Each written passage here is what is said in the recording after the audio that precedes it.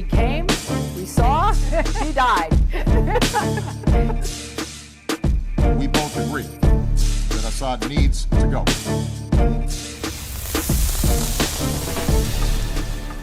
You know, fuck the EU.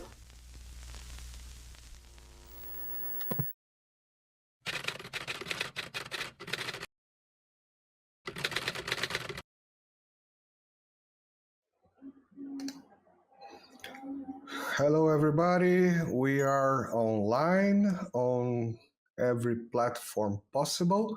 So today we're going to have a nice conversation with Kevork Almassian from the channel Syriana Analysis. He is a journalist independent journalist, Syrian journalist living in Germany. He's the host of Almost Daily Show at Syriana Analysis channel. He has a journalistic website called Syriana Analysis, and also running the two Twitter profiles, Kevork Almassian and Syriana Analysis. Every link on the description. So without further ado, Mr. Kevork, how are you doing, sir? Sabah al-Khair. Sabah al-Nur. Thank you very much for having me. It's a pleasure to be with you. Thank you very much for coming to the show.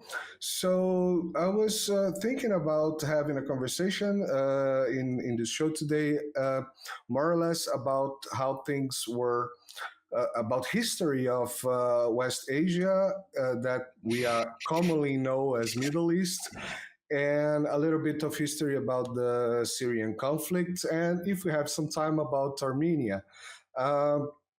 So I'll briefly introduce you, and not briefly like, the Putin when he introduces the history of Russia, but I would like to briefly introduce you why Syria is important for me personally. The conflict in Syria was a kind of mindset changer for me, because it was happening more or less on the time that I was moving out from Brazil to Switzerland. And at that period, it was very interesting because I was in Brazil, and then Syria was getting attacked by ISIS, and the United States were interfering, and then Russia came in and bombed ISIS, and so it was helping Syria. And as soon as I arrived in Switzerland, well, Russia was bombing Syria. Russia was simply bombing everything in Syria. And I was like, okay, that was not what I heard a week ago. That's very interesting. Yes. And at the same time, we had in Brazil, so there was a period of a lot of refugees coming out from Syria, and Brazil received some of them. And very interestingly, a couple of videos started to pop on the media of Brazilians being hostile to the Syrian refugees. And that's not very common for Brazilian people. We can be hostile to each other, but usually we are very nice to foreigners. We're curious about foreigners. So I would like to start this show learning a little bit of Middle Eastern history. How does it forms? All the cultures and civilizations that pass by there, a little bit of religion situation. Because what we learn in Brazil is that, Middle East has been always in war with each other. And right now I learned that it was not exactly like that. So could you please give me some light on these issues? So it is a very big question, but it's a very good question, in my opinion, because why Syria is important. Syria, of course, is only formed, the recent Syria geographically, after 1945, 1948, when Syria gained its independence. But if we see the geography of Syria, what is called Levant, this was a very important piece of geography for a very, very long time. And eventually, many civilizations and many empires passed pass through Syria and they wanted to conquer or occupy Syria. First, because it's a crossroad between Europe and West Asia and also to North Africa, because the ring countries that I call Syria, Palestine, and Egypt, those are the countries that if you can pass through these countries, you have an access to different regions in West Asia, of course, in North Africa and in the Sahara countries, and also the Mediterranean, right? And also the Red Sea. Those are very, very important geographies. That's why Syria as a civilization that started 7,000 years ago, we've seen that many empires and civilizations passed through Syria. Started with the Assyrians, the Akkadis, the Romans, the Greeks, the Muslim conquerors, the Tatars, the Mongols. Everybody came and had its own fingerprint over Syria, right?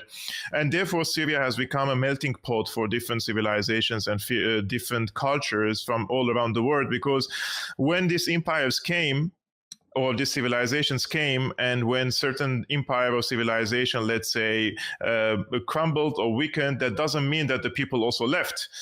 So there are still people in Syria speak Aramaic, there are still people in Syria speak Assyrian, there are still people in Syria speak Armenian, Kurdish, Yazidi, Arabic, Hebrew, all sorts of languages and cultures, right? So this is why Syria is rich in civilization and culture, and this is the true embodiment of multiculturalism, not the multiculturalism that the so-called neoliberals try to market nowadays, because what they're trying to do, they're trying to engineer multiculturalism without, it's not a natural development, but rather enforced upon the people. And that's why you see instability or in their countries when it comes to social dynamics in these countries. So Syria was very important, and that's why after World War I, the Brits and the French, they came and colonized the region. And French took over Syria and Lebanon. Lebanon was part of Syria, but then divided it. They wanted to create a Christian state in Lebanon. And the Brits, they conquered the current Palestine, and they started importing the Jewish migrants who were persecuted in Europe. And there was a big influx of Jewish people from all around the world under the guise of the British Empire.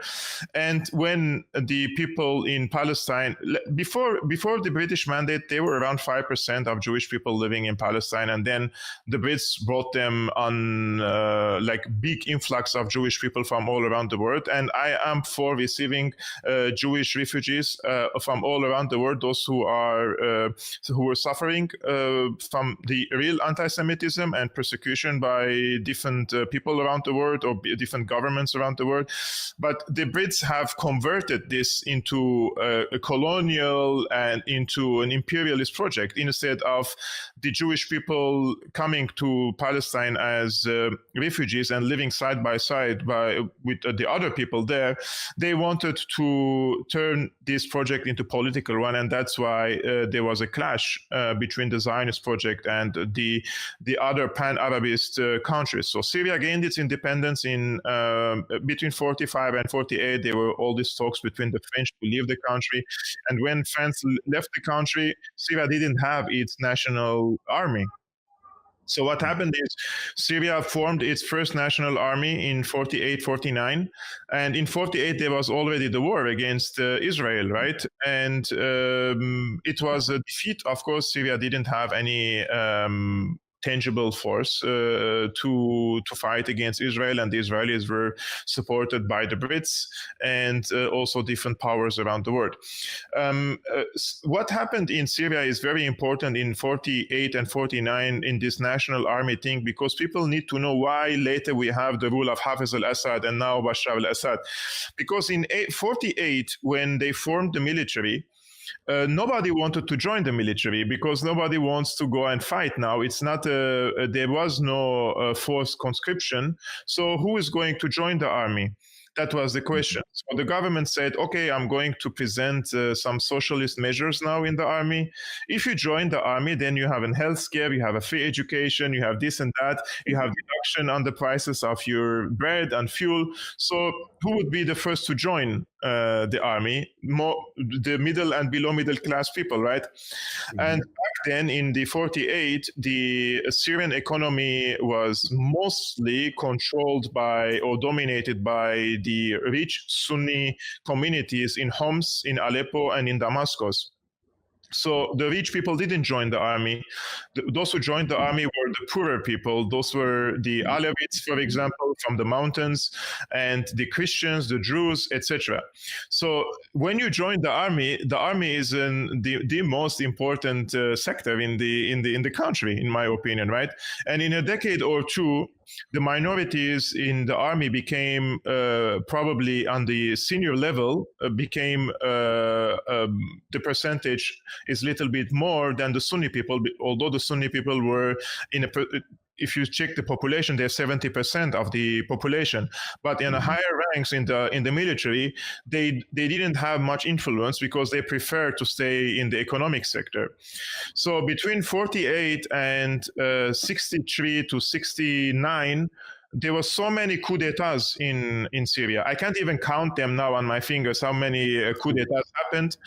The Americans, the Brits, the French, everybody was involved and couping one leader, replacing with another. It was a chaos, you know.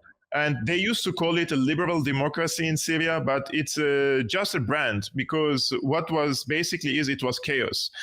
In 1 year, there used to be 2 coups. And how... Wow.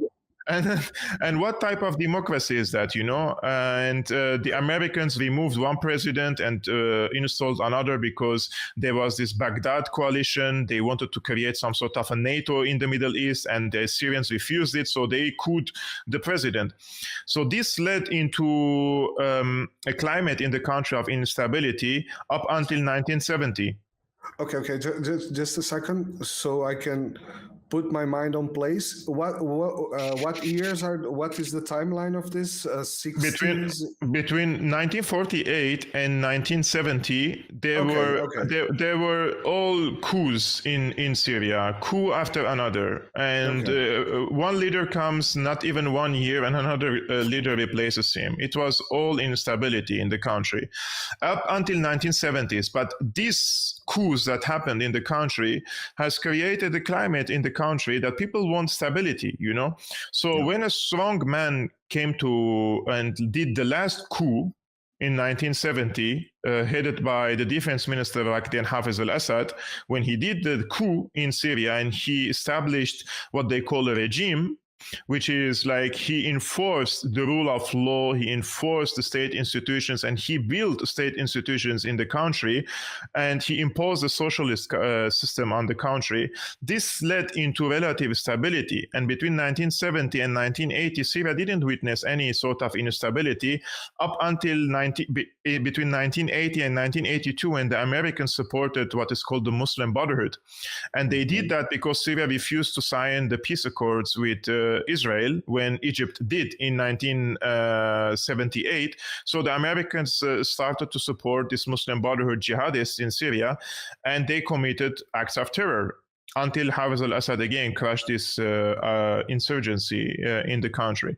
So Syria, if we go just one step back, in 1967 lost the Golan Heights against with Israel, because Israel said that there is an imminent threat coming from Syria and Egypt. So they waged what is called the preemptive strike.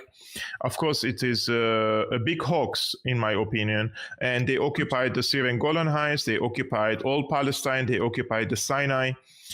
In 1973, Syria tried to liberate these territories from the Israelis, and they waged a war with the Egyptians, and they couldn't manage to capture all of the Golan Heights.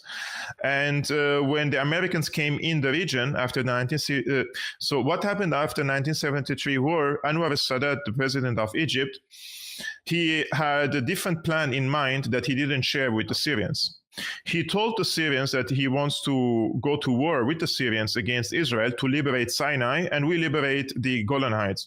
But in the middle of the war, the Egyptians stopped the advancement in the Sinai, and they told the Americans, I have an offer for you. We kick out the Soviet Union from Egypt. You come to the region and we convert our country and our army into Americanized military. You come to North Africa and Middle East. You have now an access, but you have to convince Israel to give back the Sinai. And the Americans accepted. In few weeks, Anwar Sadat kicked out all the Soviet army, all the Soviet advisors, everything out of the country. And he brought the Americans to the region. And Hafez al-Assad, the Syrian president, considered that as a treason. So he didn't go along Anwar al-Sadat, who went to Jerusalem and he gave a speech in the Knesset. And he said, I'm here to make peace with you.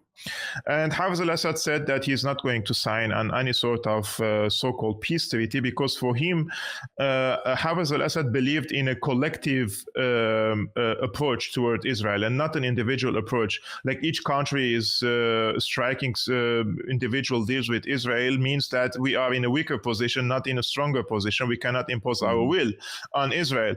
But the Egyptians striked this deal, and then the Jordanians strike this deal. So Syria stayed alone in this. And the Americans came, and it was Brzezinski offering Syria a deal, again, in 1978, when the Israelis signed a similar deal, and Syrians refused. So the Americans supported the Muslim Brotherhood here, this radical Islamists in Syria, to put pressure on Assad in order for him to sign a peace treaty with Israel. But what happened during this time, the civil war erupted in Lebanon. So the Syrians were very worried because Lebanon is a very tiny country, and if the pro-Israeli forces in Lebanon become dominant in the country, then Israel will project its power inside Israel from Lebanon. So they went to Lebanon. And when Israel invaded Lebanon in 1982, they fought against the Israelis inside Lebanon. This was a brutal war between the Syrians and the Israelis. The Americans, the French, the Brits, everyone sent peacekeeping forces to Lebanon during this time, but it is attributed to Syria and also it's attributed to Hezbollah that they planned a big explosion in the port where the so-called peacekeeping forces were located, and around 400 soldiers from the Americans, the Brits, and the French died on site. So they all withdrew from Lebanon, and Lebanon stayed like it was under mandate of Syria. Syria took control of Lebanon after 1982 till the civil war was over in 1990. Syria was there. After 1990, I think Syria should have withdrawn from Lebanon. They should have managed to create a political system that recycles a policy that is in favor of Syria instead of just staying there with its military and trying to force themselves. It was, in my opinion, a miscalculation from the Syrian side. And this has lasted till 2005. In 2005, the Syrians had to withdraw from Lebanon because there was an assassination for the former prime minister of Lebanon, which I believe that the Israelis did it. And this was the trigger that led to the withdrawal of the Syrian army from Lebanon. And they created a color revolution in Lebanon after the assassination called the Sidr revolution. And the Syrians withdrew in 2005. And the reason why they wanted for the Syrians to withdraw, because the Israelis had a plan to invade Lebanon. And just 1 year after the Syrian withdrawal from Lebanon, Israel invaded Lebanon in 2006. And but the Syrians, they knew about these plans, and Syrian intelligence is not easy. They knew that Israel has a plans. So they just withdrew their soldiers from Lebanon, but they kept all their artillery, all their missiles, all their ammunition there. And they handed it over to Hezbollah. Everything they had, they gave to Hezbollah. And in 2006, when Israel invaded Lebanon, Syrians again opened their all military warehouses to the Israelis, to the Hezbollahs. And the Hezbollahs used all sorts of sophisticated Cornet rockets, for example, against the Merkavas. And the Syrians were here worried that the Russians would be upset because those weapons were basically bought from Russia for the Syrian army, and they ended up in the hands of Hezbollah. But the Russians were very happy to see that their weapons are striking the Merkavas, because it was the great marketing for their weapons. They didn't. Yeah. It was the most free advertisement for their weapons. That's good business. Yeah, and the Hezbollahs managed to kick the Israelis again out, and this is, in my opinion, this was the moment the Americans and the Israelis, the French, everyone understood that the Assad the father and Assad the son are not going to back off from this conflict with Israel. They tried to persuade him politically, economically. They told him that Qatar can extend the gas pipelines through Syria and you make billions of dollars. Just forget about this Palestine conflict, and they were very stubborn. The Assads were very stubborn about these cases. So the last time... So that's when the United States understood that Assad must go. Assad must go. 2006, this was the moment the Americans said Assad must go. But the French, Sarkozy, told the Americans, they said, calm down, let's try one last time. And give this mission to me. This was Sarkozy's mission. So what Sarkozy did, Sarkozy invited Assad in 2008 on the French National Day to Paris. And he gave Assad a red carpet. He rolled him a red carpet. He treated him like he's a big leader. And he gave Assad all the exposure. And he was on a stage with world leaders, everyone from all around the world, including Israel, right? So it was Ehud Olmert there. All this theater that they set up for Assad had one goal, that Olmert and Assad shake hands on this stage. And there is a video, guys, if you can go and check on YouTube later. Just type Assad, Olmert, cat and mouse, and see this report. It is on one of the Western reports. And basically what they were trying to do, the Qataris and the French, they were trying to persuade Assad to shake hands with Ehud Olmert. And Assad said no many, many times. They even pushed him physically with their arms to come close to Ehud Olmert, and Assad turned his back and he walked away. Because in Syria, they say if you shake hands with the Israelis, then you recognize the legitimacy of Israel. And they don't accept the legitimacy of Israel as a state. This has nothing to do with the Jewish people living there. They don't accept the legitimacy of this political entity called Israel, because they say that it's an occupation force, and these are the Brits who brought them and installed them here in the middle of West Asia. So this was the time when even the French realized that this is not going to work out. And there is a video of the former French foreign minister. He says that in 2009 and in 2009 or in 2010, so after 2 years of this conference, he was invited to Britain and he met with the foreign minister of the UK, and they told him that they're planning to coup Assad, and if he wants to be part of this project. And he said no, he doesn't want to be part of the project. And he explained this clearly on France 24, France 24, that the reason was Israel. Not because the Western governments had anything against Assad himself. It was just about Israel, because they wanted to end this conflict with Israel. And now they wanted to coup Assad because of Israel.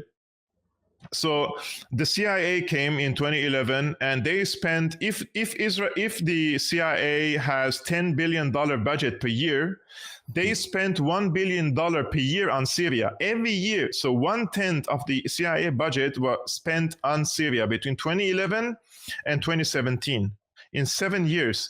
And this is only the CIA, because in parallel, we had another program by the Pentagon. And imagine that they were even supporting conflicting parties, like so-called rebels supported by the Pentagon fighting against rebels supported by the CIA on Syrian soil, right? Not only CIA, I mean, that's just the CIA budget. Then you have the open societies budget, Facebook, whatever. you can put on that. It's all that. It's interesting that you just mentioned 2011, and I just put one of my questions was about the 2011 start of the civil war, and how is it connected to the Arab Spring? But please go on, then I come to this point. My friend, I would just mention to you a few things that how they spent the money. First of all, the CIA had its covert operations in Syria. They spent $1 billion per year. In parallel, the Pentagon had training operations for what they called the rebels. This was in Turkey and in Jordan. In parallel, we had Qataris. Qataris spent tens of billions of dollars in Syria. The Saudis spent tens of billions of dollars in Syria. And Turkey was the hub that they brought all the jihadists from all around the world, and they opened the borders for them to come to Syria. So everyone played its role in this, right? And it was, in my opinion, it's the other day when I was interviewing Alistair Crook, former MI6, he said, it's a small miracle that Syria survived. And it's a miracle because imagine all these countries coming together against you. Nobody was able to to come and give tangible support to Syria except for the Russians, the Iranians, and Hezbollah. Only these three countries came and gave tangible support to Syria. And since you live in Italy, the current Prime Minister, right? Her name is Meloni. Yeah, Meloni, before she came to power, she said that if there is any presence for the Christians in Syria, that is thanks to Assad, to Russia, and to Hezbollah. This is what she said. Mm-hmm. And she's true, but they all say the truth when they are not in power. When they come to power, they just forget the truth. Anyways, so this is on the military level. On the logistical media activism level, I'm still young. I'm still 36 years old. But back then I was 21, 22 years old.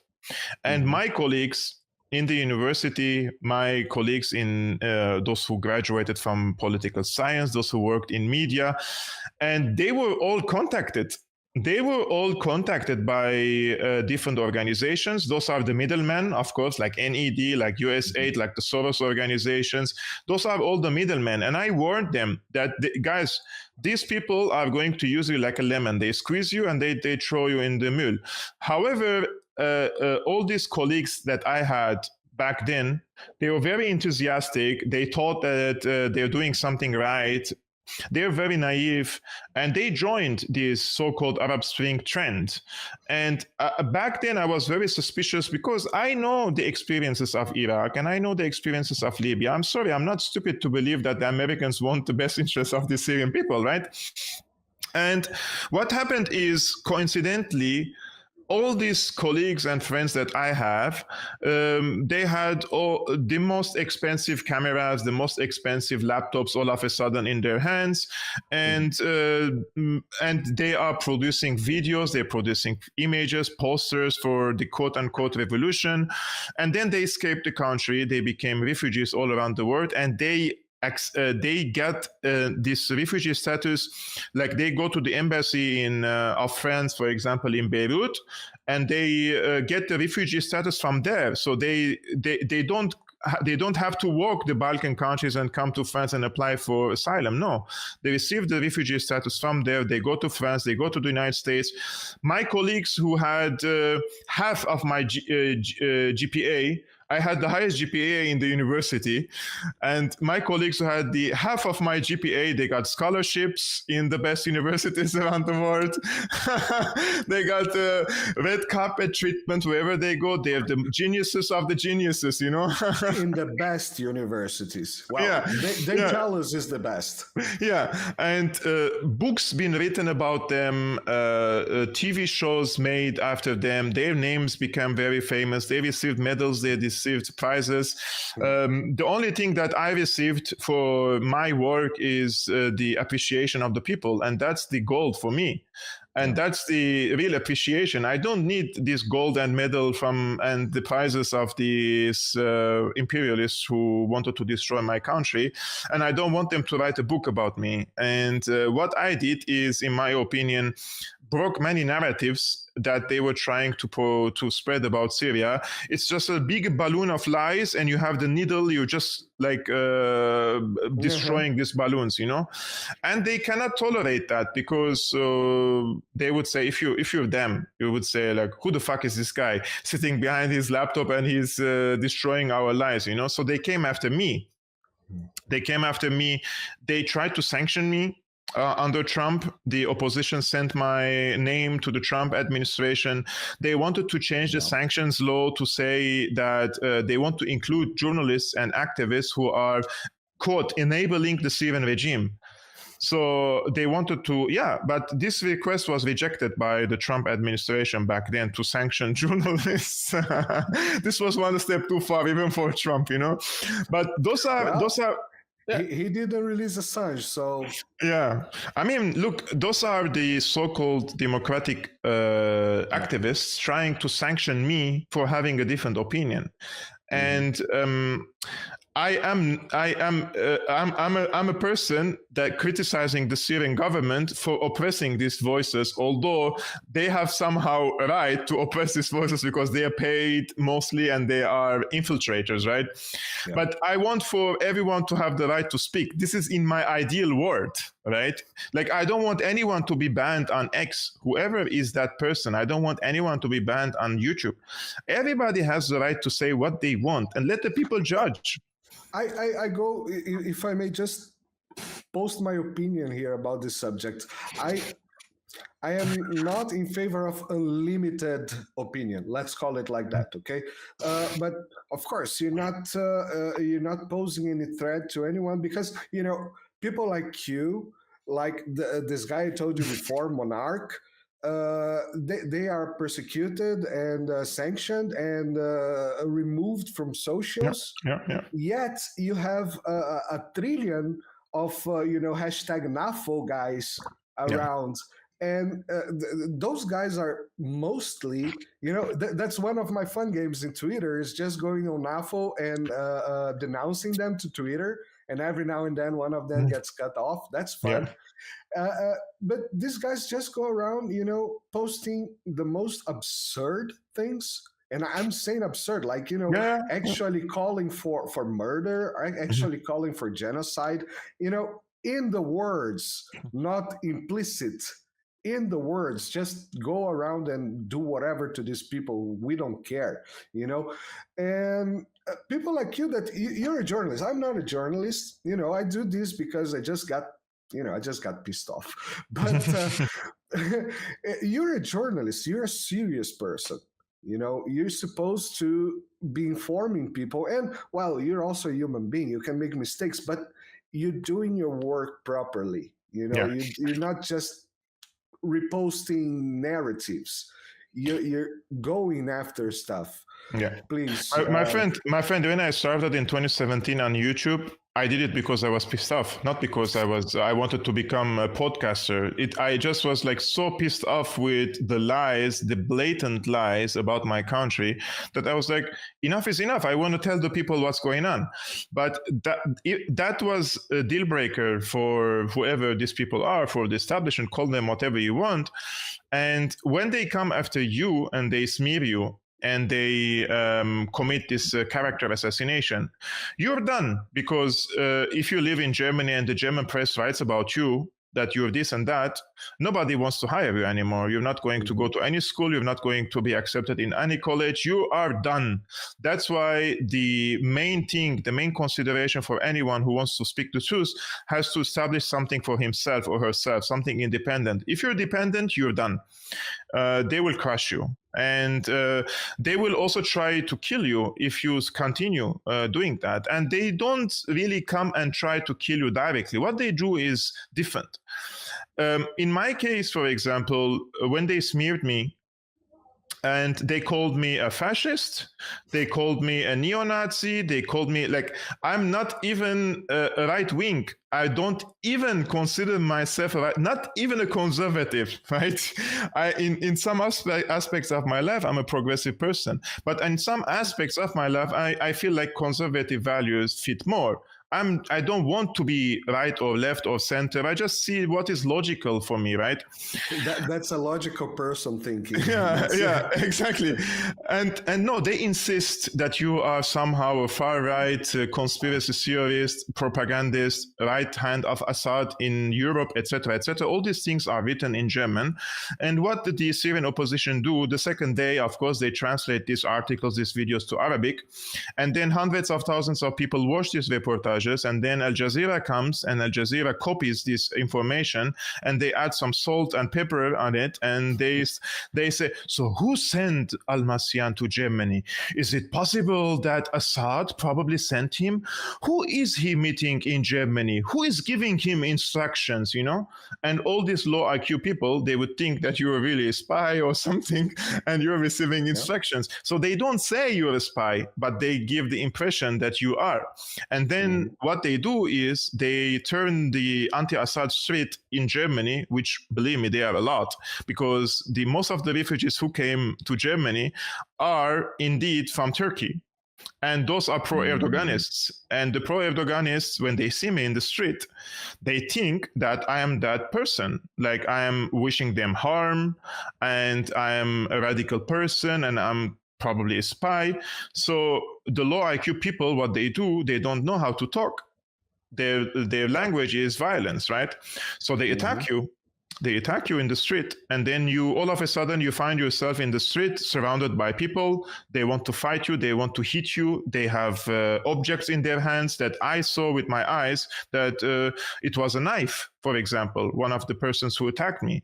And then when he escapes, he says it was a mobile. It wasn't and everyone tries to cover up these stories. The press covers up the story. They say that I'm lying, that nothing like this happened. And the eyewitnesses disappear from the reports that been written about the case all of a sudden. Nobody saw anything. So it's a big, in my opinion, it's a way to destroy your life and push you to fear so that you stop doing what you do. But I survived, let's say, this destruction attempts. And I just, every day I improve my work. And this is just a fuel that I have to improve my work and convince more people. And I'm not harming anyone. I'm just saying what I think is true and false. And if they think that I'm spreading misinformation or disinformation, they have their platforms. They can say that I'm lying, prove me wrong, you know, but they don't do that. Exactly. The thing is that they don't have to quote unquote prove you wrong. They just put up a video, you know, a react video to whatever you say and say, oh, this guy's stupid. And everybody say, yeah, this guy's stupid. Yeah. You know, you have very influential people being for sure paid to do that. We have some good examples in Brazil. I'm not going to name them because I can get in trouble with YouTube, but most of people that watch us here knows who I'm talking about. Yeah. You know what's up? For example, what they can do is it's beyond. I myself, if I want to harm someone, I cannot come up with such ideas because first of all, I don't think of harming someone, and I just okay, this is your opinion. Okay, fuck you. You know, that's it. That's the maximum what I say. You know, mute him, block him. Enough. I don't want to harm anyone for having an opinion. But what they do is very dangerous. Like I gave a speech in Germany in 2016, and I said in the speech that Erdogan is using the refugees as a weapon against Europe, which means that Erdogan is weaponizing the refugees against Europe. And this is the evaluation of the German intelligence and the EU's assessment that Erdogan is weaponizing the refugees. He says that if you don't give me the $8.8 billion, I will open the borders for another million refugees. What does that mean? It's weaponizing the refugees, right? So what the reportage says about me, the German reportage that they made about me, so they keep, like I'm speaking and you hear me for 5-6 seconds, and then they cut my voice and they add a voiceover, and they say, and here Almassian described the refugees as weapons. right? Like, it's not me who called them weapons. I said Erdogan is weaponizing the refugees. And then the Al Jazeera comes and they take that segment and they say, I called the refugees time bombs. I didn't even use that term, right? So everything turns into something different. And then you as much as you post the original video and tell the people I didn't say that, they just not going to believe you because they just don't agree with you politically. So whatever you say, you're a liar for them, you know? Yeah. That's how they play. One of the missions here in the channel, we try to bring as much diverse thinking as possible here, and from most part of the planet as we can reach. And we see very interesting things because we have, for example, in Brazil, you have some progressist people, and we're also talking with some conservative people, and sometimes we have a live and we talk about this and that, and then we see people saying, oh, I don't like these people, and I know that this person that is saying that is from, is from the progressists, and then I'm talking about the good things about the conservatives, but they simply do not understand that their goals are the same, Yes. That, okay, one is more conservative, other is more. Who cares? The goal is the same, and people. We try to bring people together into thinking that let's embrace what brings us together, and then we work out our differences. But first, let's embrace what brings us together. And it's hard to define. Myself, I'm 40. I'm about to turn 43 already. God damn it! And what I say here in the channel is always this: most of my life, and I would say most of everybody's life, we just spend doing what we have to do. Study, work, have fun, take care of family, take care of friends. We don't have to. We shouldn't need to have to be worried about geopolitics every day. But then when I turned 40, and then happened Ukraine, and then I saw, look, my life. So I moved out of Brazil to get better life. No shame on that. And then people start to destroy my life here again. I say, okay, that's enough. Enough is enough. I have to take care of my life and my family and everything, and I have to start doing that. But until then, as I mentioned, the Syria mindset that changed on my head. Yeah, it changed the mindset, but what did I do? Well, I just kept working and having fun and having my vacations. That's what I was supposed to do. Yeah. And it's hard to convince people, and I'm not talking about an average Joe or a person with very low level of education. I'm talking about PhD people. I'm talking about. It's very hard to remove the damage that the media has done on the mind of the people on the last 30 years. I would say 30 years because it's the time more or less that I know myself as a person.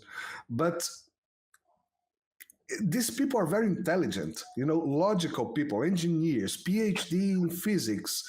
And you come to them and say, look, this doesn't make sense. It's extremely hard.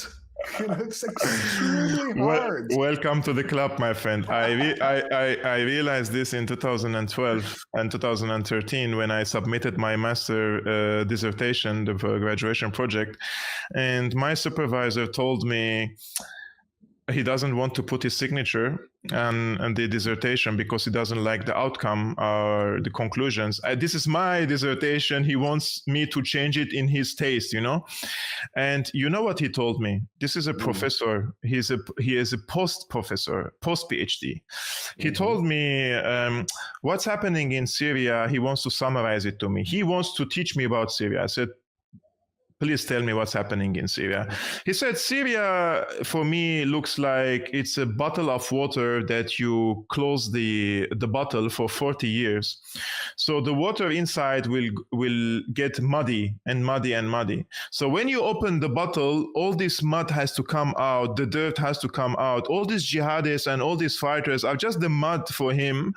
And when the mud is over, then the clean water will come again to the surface. And I look at him, and I was like, how the fuck I paid thousands of dollars for this university for this motherfucker to be my supervisor? This was in 2012, right? How is it possible that this guy is teaching me in the university? And I realized this many, many times. The most propagandized people that I met in politics or in academia. Because the educational system is so hijacked and it's so directed and engineered in one way that you become like this horse, like this. You don't see your right or left. You're detached from the street. You don't speak with the people. You are a prisoner of your books. I'm not generalizing about them. I said the most propagandized people that I met were in academia. There are many good people still, or critical thinkers, but I met with people that when they say they have a PhD in international relations, in geopolitics, in something, and when they speak, it doesn't match together, because my brain is not, I was still younger, so I didn't have enough time to be propagandized like them, but I feel like my intelligence is being humiliated when they're speaking when I was young. So I was like, no, I'm not going along with this. I'm going to do my own thing.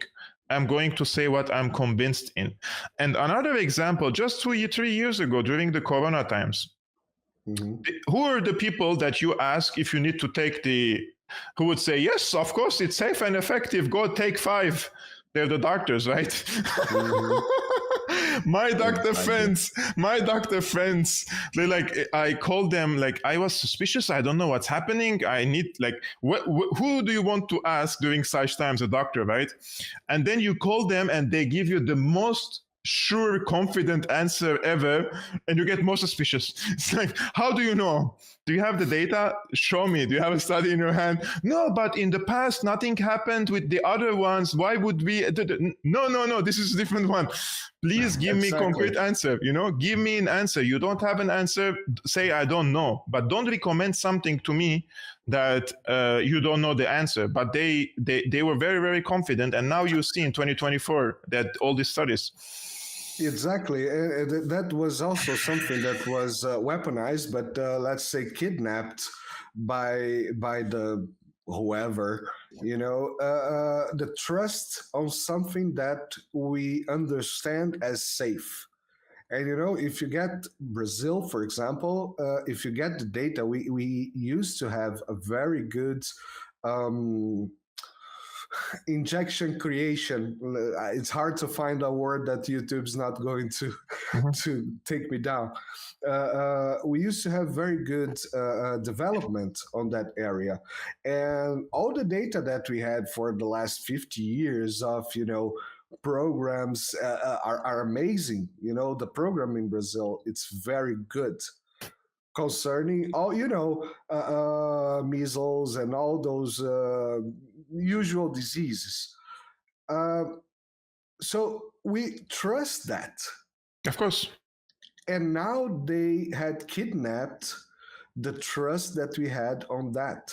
Yes. And how is going to people trust on anything from now on? That's a very, very good question. That's very dangerous.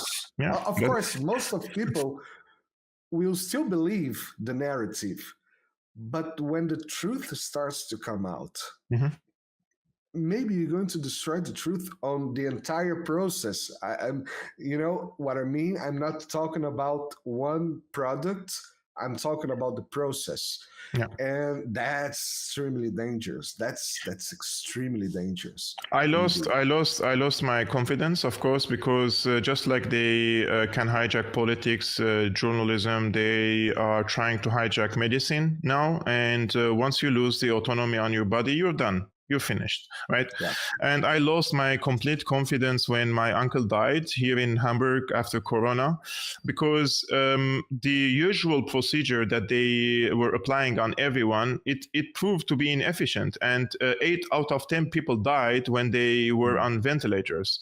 So I don't understand why every time somebody has a difficulty in breathing, they put them on a ventilator, and especially when you have a private insurance, so they have to like extract more money from you and put you more into difficult procedures, medical. Like I was in the hospital and I just asked the doctor, like, like there are alternative medicines. I don't want to mention them now so that your YouTube channel would not be banned. It's like there is this and that and this and that. Why would you put him on a ventilator? And they look at you like you are a stupid person, And I'm not that. I have studied so many examples that coming from South Africa, from India, from Latin American countries, that this medicine proven to be efficient against the disease, right?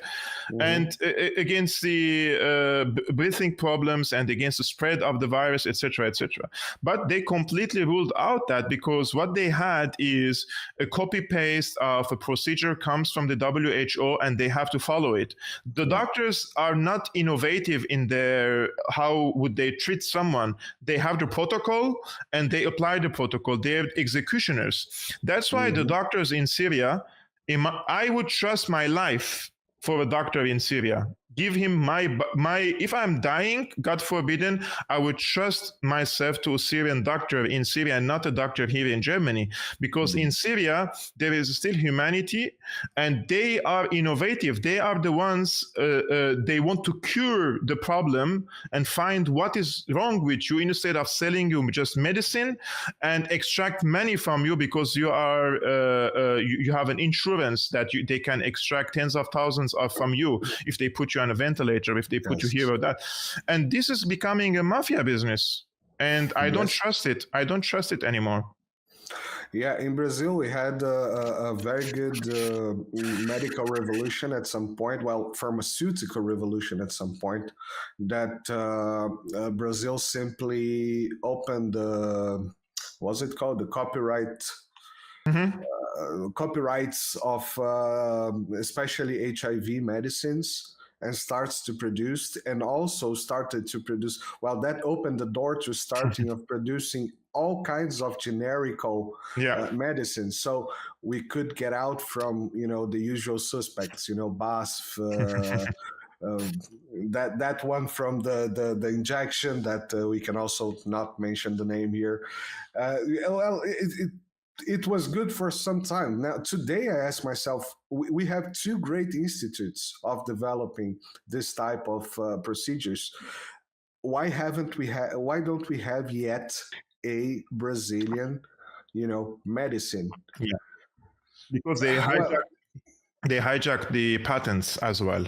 So during the Corona times, for example, when Bill Gates was asked, why don't you share the patents with the people in South Africa or in other Asian countries to produce it? And he said they might not produce it as the same quality. For them, it's a business.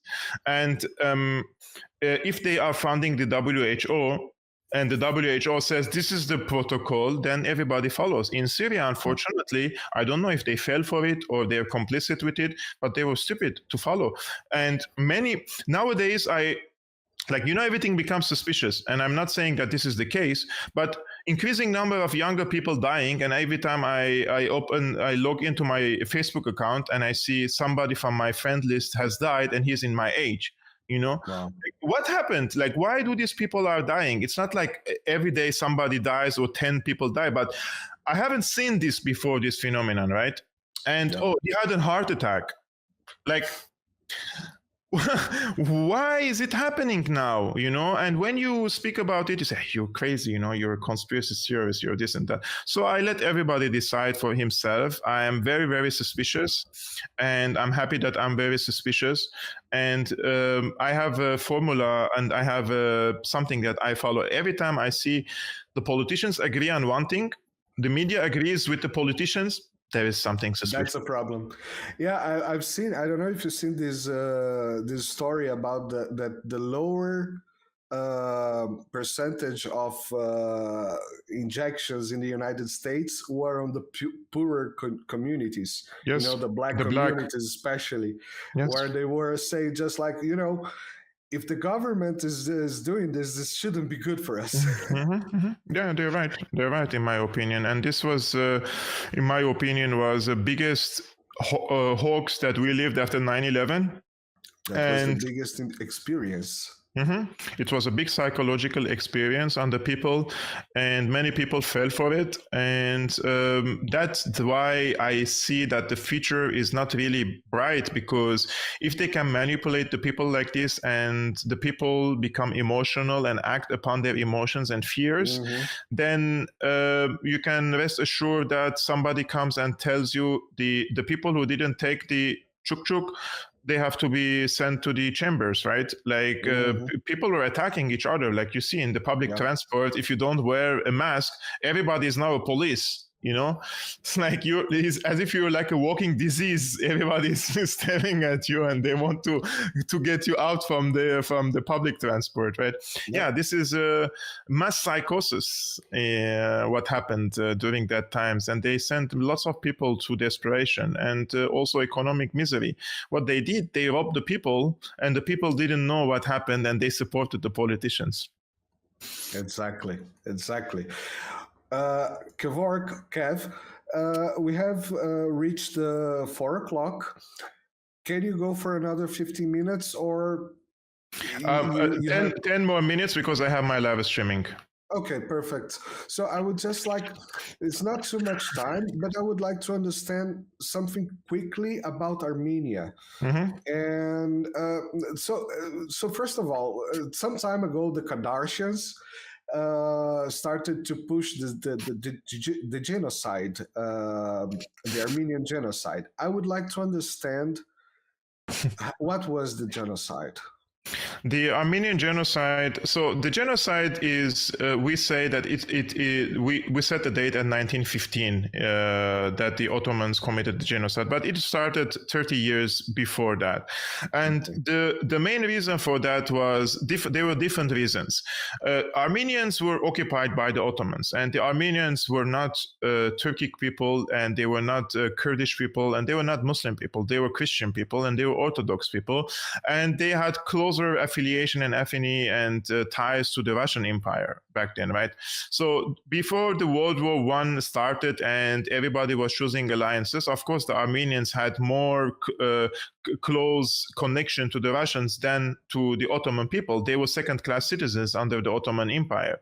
So the Turks know that, and because the Armenians were mostly in Eastern Anatolia, so they had a brilliant idea. So let's deport all these Armenians from Eastern Anatolia, because if a World War I erupts between us and between the Russian Empire, the Armenians, they speculated that could collaborate with the Russians against the Ottoman Empire. So they forcefully deported, like the Israelis are doing to the Palestinians now in Gaza, force them from the north to the south, basically ethnically cleanse them. They ethnically cleansed 1.5 million. There were 2 million Armenians living in Eastern Anatolia, and 1.5 million people during these deportations perished in an organized manner. This was not like people died from starvation or there was not enough food or medicine. No, they were hunted.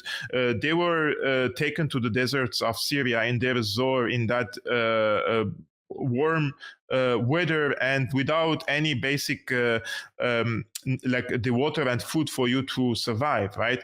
And hundreds of thousands of people perished like that, and there were Kurdish militias hunting them again on the path to Syria. So of 2 million Armenians, 500,000 Armenians stayed alive during that time. 120,000 of them arrived to Syria in Aleppo, then went to Beirut, Lebanon, Jordan, and the rest of the world. They traveled all around the world. And my parents were one of the people who were living in, nowadays it's called Kilis, it's near Gaziantep. So it was easier for them to flee to northern Syria, the current northern Syria, to Aleppo. And the people in Syria, because they had their grievances again against the Ottoman Empire, they were also under Turkish occupation, and they didn't take part in the genocide. They protected the Armenians. And many Muslim people, many Arab people, many different communities in Syria protected the Armenians, took them into schools and centers to take care of them.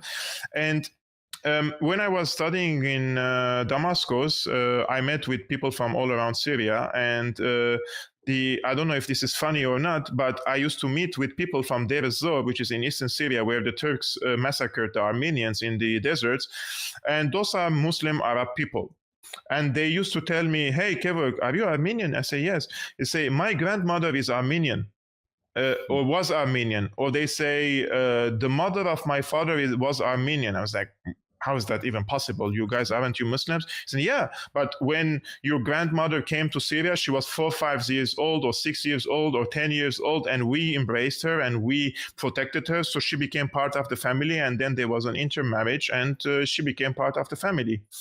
You know, and yeah, so this is the Armenian genocide. 1.5 million Armenians were completely massacred.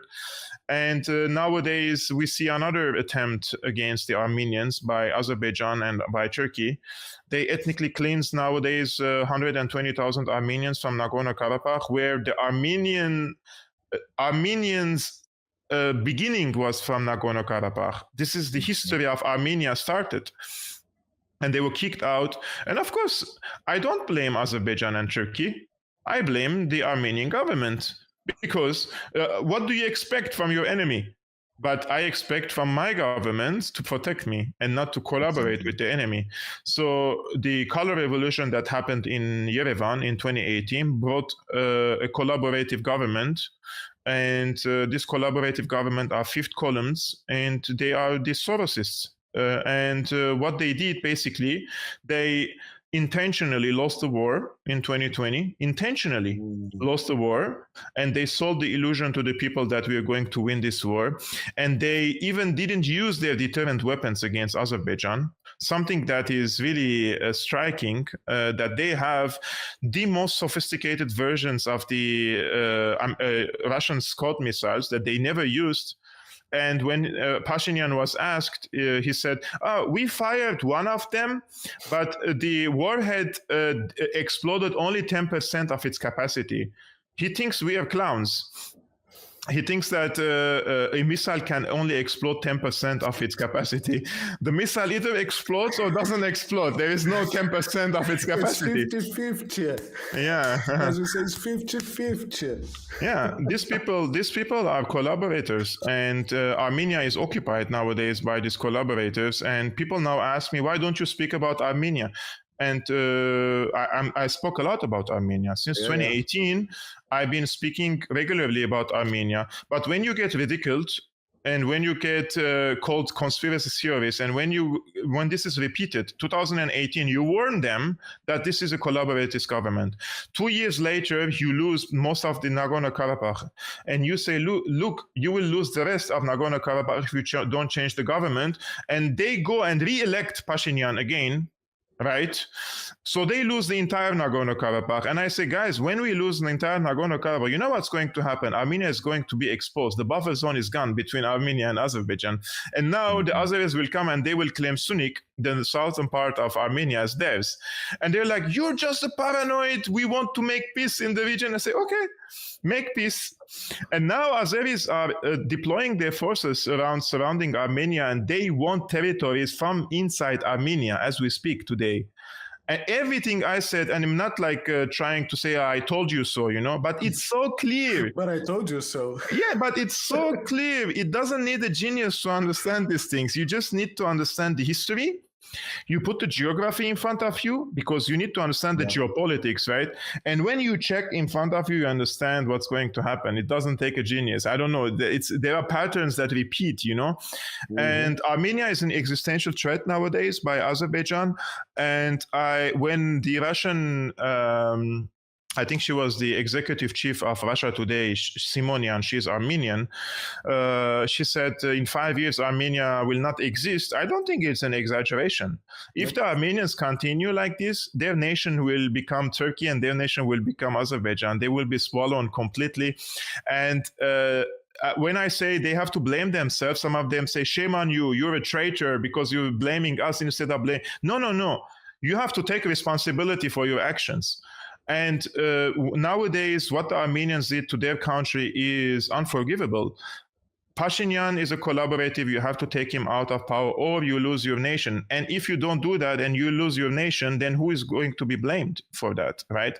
Not the Turks, not the Azeris. This is their historic mission to clean this area because Armenia is the only country that disrupts the neo-Ottoman Turkic tribes to be interconnected between each other. Turkey, Azerbaijan, and then you have the Turkmenistan, Tajikistan, till the Crimea, for example. And Erdogan has a big project in his mind, you know, but the Armenians, instead of sticking more with the Russians so that the Russians stay in the country, so that they get protection from the Russians, they antagonized Russia, and the Russians said, we don't help the people who betray us. They don't. The Russians are different. People need to understand the Russians expect loyalty. Yeah. Well, I guess everybody expects loyalty, right? Yeah, but Russian politics is traditional, you know, it's like a traditional masculine policy, you know, it's like they come to fight for you like they did in Syria because Assad was showed loyalty. It's not the loyalty with the master, the loyalty of a friendship. Because when the Qataris came and proposed to Syria and said, Assad, well, let's extend these gas pipelines through Saudi Arabia, Jordan, Syria, Turkey, and Turkey distributes it to Europe. The main reason for that was Russia, because the Americans told to the Qataris, let's do this project so that the Nord Stream 1 and Nord Stream 2 is destroyed without destroying it, right? And Assad said no. So he was loyal to his friend. And when he was in trouble, the Russians came to protect him. But now the Armenians expect for Russians to come and fight for them, unfortunately, while they are stabbing the Russians in the back since 2018. In 2016, just 2 years before Pashinyan came to power, Azeris tried to capture Nagorno-Karabakh again. And they conducted a major offensive on Nagorno-Karabakh, and they failed miserably. Why? Yes. How many years between 2016 and 2020 do you think that one country can become like a completely different army in 4 years? No. They fought against the Armenians, and the Armenians used their deterrence weapons, and they were ready to fight, and they had allies. And the allies are, first, you have a strategic ally, Russia, who can stop the fight diplomatically and put an end to it. And also you have good relationship with the European countries and the Americans. I'm not against having good relationship with them, but distribute your relationship. Don't make yourself a pawn. Armenia nowadays is turning itself into a NATO pawn. And what happened to Ukraine is going to happen to you. This is not a threat. This is just history. This is just facts. And this is just logic. So take it or leave it. You are in the Southern Caucasus. You're not in Canada or in the United States to become a NATO country. You're in the Southern Caucasus. So you either play with the calculations and with the equations carefully, and you stay in good terms with Russia, or the Russians are not going to defend you, and that's what's going to happen. If the Armenians think that the Americans will come or the French will come to protect them, they are delusional. They are delusional, and they will lose their country if they don't wake up. Exactly. Kevork, it's been a pleasure. It's been a fantastic show. It's been too short. I need you back. As we say in Arabic, inshallah, soon again. And I would be pleased to come to your show. Let's find another topic and we speak about it. Thank you very much. Thank you for having me. Guys, remember to follow Kevork in all his social. The links are on the description. His site is also on the description. By the way, I think you have to check your SSL security. I know. For the site. It's not virus, so if you get a Chrome to tell you, well, you just forgot to update the yes, that's true. Soon. Sir, not sir, sorry. Kevork, thank you very much. Thank you, Marcelo. See you next time. And see you all next time. Bye-bye. Bye.